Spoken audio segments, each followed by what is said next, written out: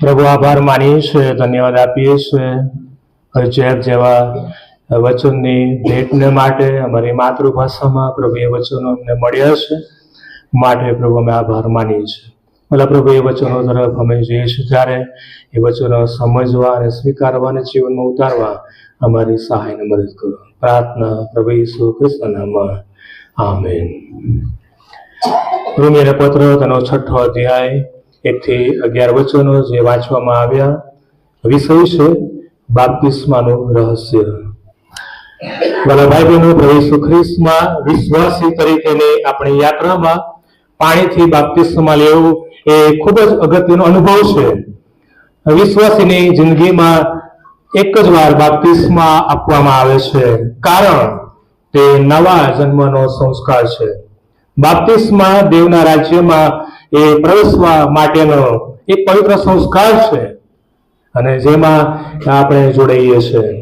બાપ્તિસ્મા એ ખ્રિસ્તી જીવનમાં પ્રવેશ કરવાનો સંસ્કાર છે અને આંતરિક પરિવર્તનની એ બાહ્ય એ નિશાની છે.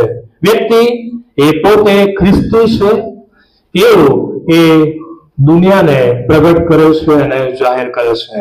અમારા ભાઈ બહેનો, બાપ્તિસ્મા એ ખ્રિસ્તી મંડળીનું એક ખાસ કાર્ય છે.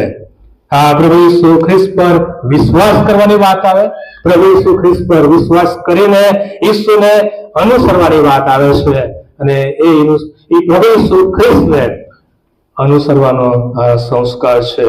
પ્રભુમય જીવન એ જીવવાની વાત આવે છે. પ્રભુમય જીવન જીવીને આગળ વધવું. ગુજરાતથી 2 બાબતો આપણે જોઈશું. પહેલી બાબત, માનવીનું પવિત્ર જીવન.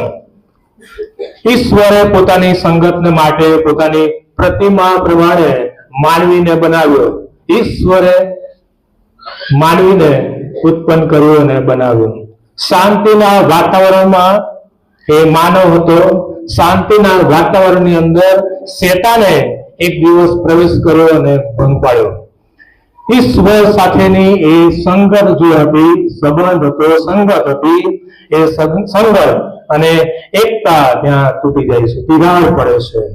શેતાન એ જગત અને માનવીનો અધિપતિ બની બેઠો. શેતાન એ જગત અને માનવીનો અધિપતિ બની ગયો. પાપે જગતમાં પ્રવેશ કર્યો અને પતિત જીવનની શરૂઆત થઈ. બધા ભાઈ બહેનો, પાપ અને તેનું પરિણામ આપણે બધા જાણીએ છીએ. પ્રભુ સાથેની સંગત વિખૂટી પડી જાય છે. પાપ એટલે પ્રભુ સાથેની સંગત તૂટી જાય છે. વ્યક્તિ એ તારણનો આનંદ એ ખોઈ બેસે છે. વ્યક્તિ ખ્રિસ્તની સાક્ષી આપવાની જગ્યાએ એ કલંકરૂપ બની જાય છે. અને માટે જે શાસ્ત્ર ભાગ વાંચવામાં આવ્યો 6 અધ્યાય અને બીજી કલમમાં લખ્યું છે પ્રમાણે કે કૃપા અધિક થાય માટે શું આપણે પાપ કર્યા કરીએ? કૃપા, પ્રભુની કૃપા અધિક થાય માટે શું આપણે પાપ કર્યા કરીએ? મિત્રો, ઘણા એવું માને છે કે આપણે ગમે તેટલા પાપ કરીએ, ગમે તેટલું ખોટું કરીએ, ઈસુ તો આપણને માફ કરવાના છે અને સ્વીકારી લેશે. પણ પાઉલ કહે છે કે આવું વિચારવું એ તો પાપ છે. આ પત્ર પાઉલે લખ્યો અને આ પત્ર દ્વારા પ્રભુના સેવકો, એને આપણે યાદ કરીએ છીએ, પ્રભુના સેવકો સંત ઓગસ્ટીન, માર્ટિન લ્યુથર, જોન કાલ્વિન અને બીજા ઘણા કે જેમણે મંડળી અને સમાજમાં પરિવર્તન લાવનાર એ ઘણા વ્યક્તિઓના જીવનોને બદલી નાખ્યા અને સ્પર્શ તેમણે કર્યો હતો. પાઉલ આ પત્ર દ્વારા રોમની મંડળીને આત્મિક રીતે એ ઉત્તેજન આપવા માંગતો હતો. ભલા ભાઈ બહેનો, આપણે પહેલા પાપના ગુલામ હતા. આપણે પાપના ગુલામ હતા, પણ હવે નથી. આપણે બચાવ પામેલા છે. પ્રભુની કૃપા અને પ્રભુની દયાથી આપણે બચાવ પામેલા છે. બાપ્તિસ્મા, જે હમણાં 3 દીકરીઓનો બાપ્તિસ્મા આપવામાં આવ્યો. બાપ્તિસ્મા એ ખ્રિસ્તની મંડળીની અંદર એ જવાનો પ્રવેશ દ્વાર છે. 4 કલમમાં લખ્યું છે પ્રમાણે કે આપણે બાપ્તિસ્મા દ્વારા તેની સાથે મરણમાં દટાયા. જેમ ખ્રિસ્તને બાપના મહિમાથી મોયલામાંથી ઉઠાડવામાં આવ્યો, તેમજ આપણે પણ નવા જીવનમાં ચાલીએ. મારા ભાઈ બહેનો, પ્રભુ ઈસુએ પણ યર્દન નદીમાં એ બાપ્તિસ્મા લીધો. પ્રભુ ઈસુ ખ્રિસ્તે યર્દન નદીમાં બાપ્તિસ્મા લઈને ઈશ્વરની ઈચ્છા પ્રમાણે કરવાને પોતાને એમણે રજૂ કર્યા. અને એ તમે લુકની સુવાર્તા 3 અધ્યાયમાં જોઈ શકો છો. એ નમૂનો પૂરો પાડવામાં આવ્યો અને એ નમૂનાને, એ આદેશને, આજ્ઞાને આપણે અનુસરવાના છે. ઈસુનું બાપ્તિસ્મા એ આનંદી પ્રસંગ હતો.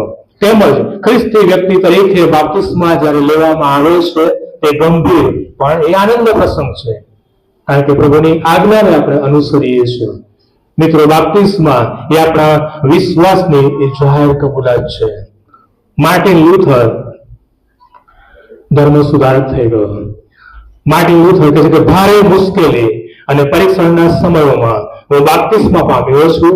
ભારે મુશ્કેલી અને પરીક્ષણના સમયોમાં હું બાપ્તિસ્મા પામ્યો છું. એ પ્રમાણે તે પોકારતો હતો. બીજો મોટો ધર્મ સુધારક થઈ ગયો જ્હોન કાલ્વિન. અને એ જણાવે છે કે આપણે જેટલી વાર પડી જઈએ તેટલી વાર આપણે પોતાનું બાપ્તિસ્મા યાદ રાખવું જોઈએ. જેટલી વાર આપણે પડી જઈએ તેટલી વાર આપણે એ બાપ્તિસ્માને યાદ રાખવું જોઈએ. એ રીતે પોતાના મનને દ્રઢ કરવા જોઈએ.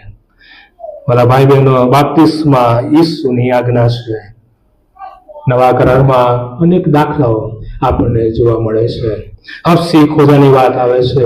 ઇથોપિયાનો હતો અપસી ખોજો, ખૂબ મોટો અધિકારી હતો, ઉચ્ચ પદવી પર હતો અને આત્મિક ખોજ માટે એ ગમે તે કરવાને માટે એ તૈયાર હતો. તેણે બાપ્તિસ્મા પામવાને માટે વિલંબ કર્યો નહીં, વાર કરીને વિલંબ કર્યો નહીં. તે આનંદ કરતો પોતાને ઘેર પાછો ફર્યો. એણે બાપ્તિસ્મા લીધો અને આનંદ કરતો એ પોતાને ઘેર પાછો ફર્યો. મિત્રો, ઈશ્વર તરફ ફરવું એ જ પરિવર્તનનો ખરો અર્થ છે. બીજો તીમોથી તેનો 1 અધ્યાય ને 12મી કલમમાં લખ્યું છે પ્રમાણે કે જેના પર મેં પ્રેમ રાખ્યો છે તેને હું ઓળખું છું. જેના પર મેં પ્રેમ રાખ્યો છે તેને હું ઓળખું છું. પાઉલ પ્રેરિત કહે છે કે હું પ્રભુને અંગત રીતે ઓળખું છું. પાઉલ પ્રેરિત કહે છે કે ઈસુ મને મળ્યા છે. પાઉલ કહે છે કે મને ઈસુ પર પૂરેપૂરો વિશ્વાસ છે. પાઉલ પ્રેરિત એ કબૂલાત કરે છે કે હું એ પ્રભુ ઈસુ ખ્રિસ્તને ઓળખું છું, જાણું છું અને ઈસુ પર મને વિશ્વાસ છે. ઈસુ એ મને મળ્યા છે. મિત્રો, ખ્રિસ્તને જાણવું એ સૌથી મોટી બાબત છે. પ્રભુને જાણવા એ મોટી બાબત છે. મિત્રો, આપણે પાઉલની જેમ પ્રભુને કહીએ કે પ્રભુ મારે તમારા જેવા બનવું છે. પાઉલની જેમ આપણે પ્રભુને કહીએ કે પ્રભુ મારે તમારા જેવા બનવું છે અને તમને હૃદયથી મારે જાણવા છે. પ્રભુ ઈસુ ખ્રિસ્ત પર વિશ્વાસ કરવાથી શું પ્રાપ્ત થાય? પ્રભુ ઈસુ ખ્રિસ્ત પર વિશ્વાસ મૂકવાથી, ભરોસો રાખવાથી શું મળે, શું પ્રાપ્ત થાય? તો પહેલી બાબત છે અને તે છે અનંત જીવન. યોહાન 6:47 અનંત જીવન પ્રાપ્ત થાય છે. યોહાન 3:18 પ્રમાણે વ્યક્તિ અપરાધી નહીં ઠરશે. અને ત્રીજી બાબત, મરણમાંથી નીકળીને જીવનમાં પ્રવેશ કરે છે. પ્રભુ ઈસુ ખ્રિસ્ત પર વિશ્વાસ કરવાથી આ ત્રણેય બાબતોનો આશીર્વાદ મળે છે. અનંત જીવન, વ્યક્તિ અપરાધી નહીં ઠરતો અને મરણમાંથી નીકળીને એ જીવનમાં એ પ્રવેશ પામે છે. બધા ભાઈ બહેનો, આપણો પ્રભુ પરનો વિશ્વાસ એ કેવો છે? આપણો પ્રભુનો ભરોસો અને વિશ્વાસ કેવો છે? આપણે વિચારીએ. વિશ્વાસની યાત્રામાં, ખ્રિસ્તી જીવનમાં આપણે સતત વૃદ્ધિ પામતા રહીએ. બીજી બાબત, માનવીનું બદલાયેલું જીવન. ચોથી કલમમાં લખ્યું છે, ચોથી કલમનો 2 વિભાગ, ત્યાં લખ્યું છે કે નવા જીવનમાં ચાલીએ. નવા જીવનમાં ચાલીએ. માનવીનું બદલાયેલું જીવન. મિત્રો, ચોથી કલમમાં લખ્યું છે પ્રમાણે 2025ના આ નવા વર્ષમાં આપણે નવા જીવનમાં આગળ વધીએ અને ચાલીએ.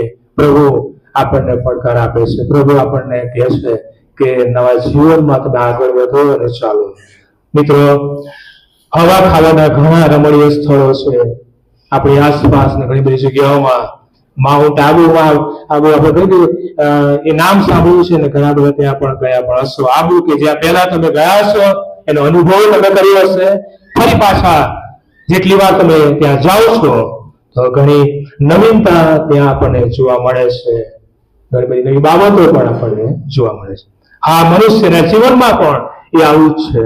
મનુષ્યના જીવનમાં પણ આ બાબત બને છે. જીવનમાં એ નિરાશાઓ, ચિંતા, દુઃખો, પાપો, નિષ્ફળતાઓ વારંવાર આવે છે.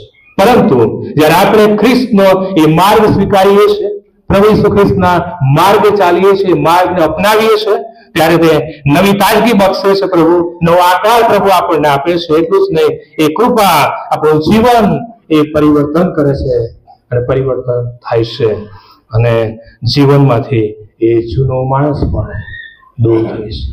જીવનમાંથી જૂનો માણસ પણ નીકળી જાય છે. ઈસુમાં નવા જીવનમાં ચાલવાને માટે, આગળ વધવાને માટે જૂનો સ્વભાવ અને પાપોને એ દૂર કરવા ખૂબ જરૂરી છે. અને માટે બીજો કોરિન્થીઓનો 5મો અધ્યાય અને 17મી કલમમાં લખ્યું છે પ્રમાણે કે જે કોઈ ખ્રિસ્તમાં છે તે નવી ઉત્પત્તિ છે, જૂનું સર્વ જતું રહ્યું છે, સઘળું નવું થયું છે. ખ્રિસ્તમાં રહેવું, ખ્રિસ્તમાં હોવું એટલે પ્રભુની આજ્ઞાનું પાલન, ખ્રિસ્તમાં હોવું એટલે પ્રભુ ઈસુ ખ્રિસ્ત પર પ્રેમ કરવો, ખ્રિસ્તમાં હોવું એટલે પ્રભુ ઈસુ પર ભરોસો રાખવો અને પ્રભુને હૃદયથી પાવની જેમ એ જાણવા, એ ખ્રિસ્તમાં હોવું એક સાક્ષી છે, એક ઓળખ છે. મિત્રો, પસ્તાવિક મન હૃદય સાથે ઈસુની પાસે આપણે આવીએ. પસ્તાવો એ પ્રભુના આગમન પહેલા આપણે કરી લઈએ. પાપોની કબૂલાત આપણે કરી લઈએ.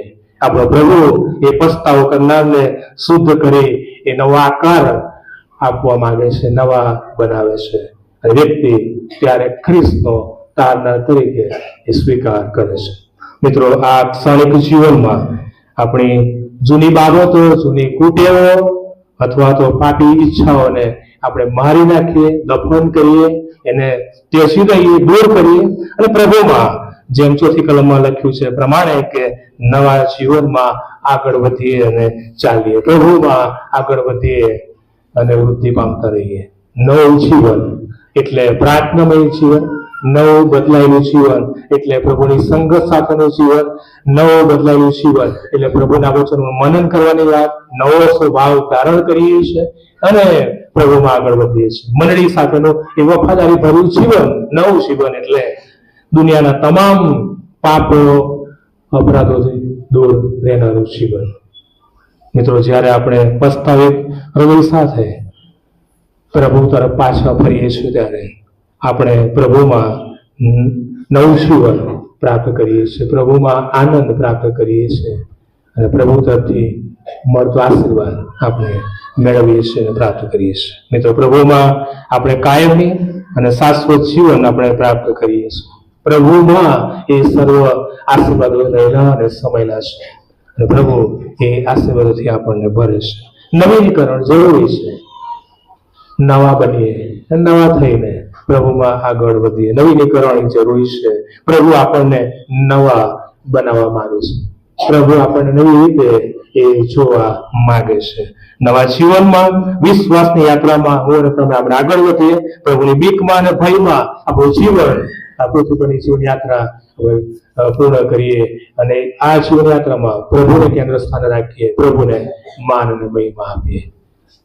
આપણી જાતની આત્મ તપાસ આપણે કરીએ કે આજે મારું આત્મિક જીવન કેવું છે, આત્મિક જીવનમાં હું ક્યાં છું. શું આપણા જીવનો એ નવી ઉત્પત્તિ જેવા છે ખરા? મારું જીવન કેવું છે? શું મારું જીવન એ બદલાણ પામેલું જીવન છે? આત્મ તપાસ કરીએ.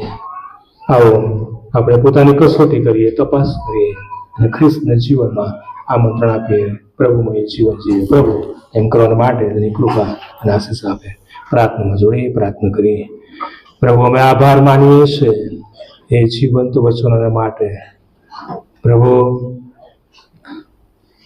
તમે અમને નમૂનો આપ્યો અને પ્રભુ તમારા આદેશ અને નમૂના પ્રમાણે મંડળી અને મંડળીના એ બાળકો એ બાપ્તિસ્મા લે છે અને જોડાય છે. એ પવિત્ર સંસ્કાર છે પ્રભુ.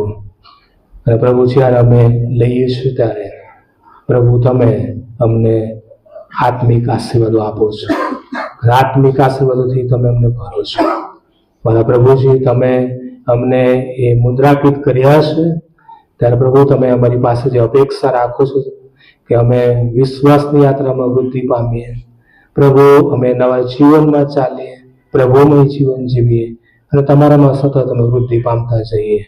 અને એ પ્રમાણે કરવાના માટે આ મંડળીને અનુસરવાને તમે કૃપા આપો. પ્રાર્થના પ્રભુ ઈસુ ખ્રિસ્તના નામમાં. આમેન.